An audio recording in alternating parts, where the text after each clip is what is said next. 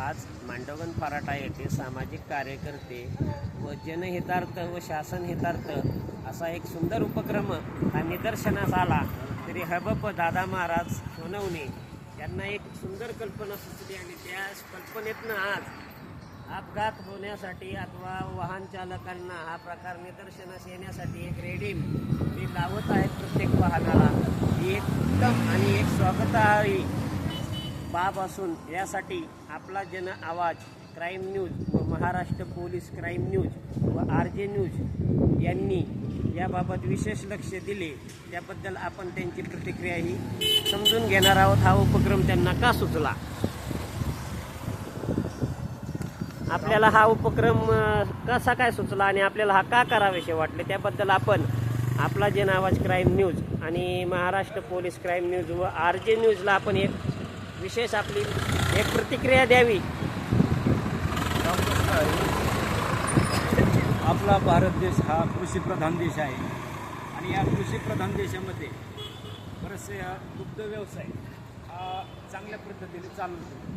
तर दुग्ध व्यवसाय वाहण्यासाठी आपल्याला असे कॅनचा उपयोग केला जातो आणि हे कॅन नेण्यासाठी आपले हे असे ब्रॅकेट बनवले जातात. हे ब्रॅकेट रात्रीच्या वेळेस हे ब्रॅकेटची रुंदी जास्त इकडं असल्यामुळं रात्रीच्या वेळेस वाहनाला अपघात होण्याची शक्यता असते.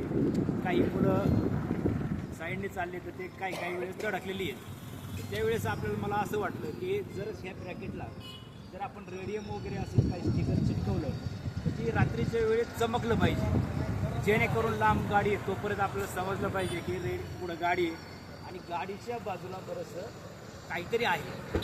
त्यामुळं कमीत कमी रेडियम जर असेल तर आपल्याला तिथं चमकलं जाईल आणि आपला अपघात हा त्या ठिकाणी वाचला जाईल. आपण अपघातापासून बचावलं जाऊ शकतो. बाबा असं कल्पना सुचली आणि मला वाटलं की मी पदर खर्चात ते सगळं हे आपलं करतोय, कोणाला काही सांगत नाही. हा आपला सामाजिक उपक्रम हा सुरू जो आहे हा एक चांगलं उदाहरण आहे. त्याहीपेक्षा आज मांडवगण फराटा आहे अपघातग्रस्त क्षेत्र जाहीर होत आहे असं समजायला काही हरकत नाही. का वाढता वाहनांचा वेग आणि वाहनांची संख्या आज आपण जर पाहतोय भरधाव वेगामध्ये वाहनं चालतात आणि या वाहनांमुळं अपघात हे मांडवगण फराटामध्ये होत असल्याचं प्रमाण दिवसोदिवस वाढत आहे. त्यामध्ये अल्पवयीन मुलेही वाहने चालवतात, त्यांचे पालकही कोणत्या प्रकारची काळजी घेत नाहीत आणि आजपर्यंत अपघाताच्या भयंकर घटना या मांडवगण फराटा या भागामध्ये घडत असून मांडवगण फराटा हे भविष्यात अपघात कार्यक्षेत्र तर होणार नाही ना, याबद्दल त्यांचा हा उपक्रम एकदम चांगला आहे, स्वागतार्ह आहे. त्याबद्दल मांडवगण फराटा येथील सर्व ग्रामस्थांमधून विशेष त्यांचे अभिनंदन व कौतुकास्पद हा उपक्रम असल्यामुळे त्यांच्या या उपक्रमाकडे पाहण्याचा दृष्टिकोन हा खूप छान आहे.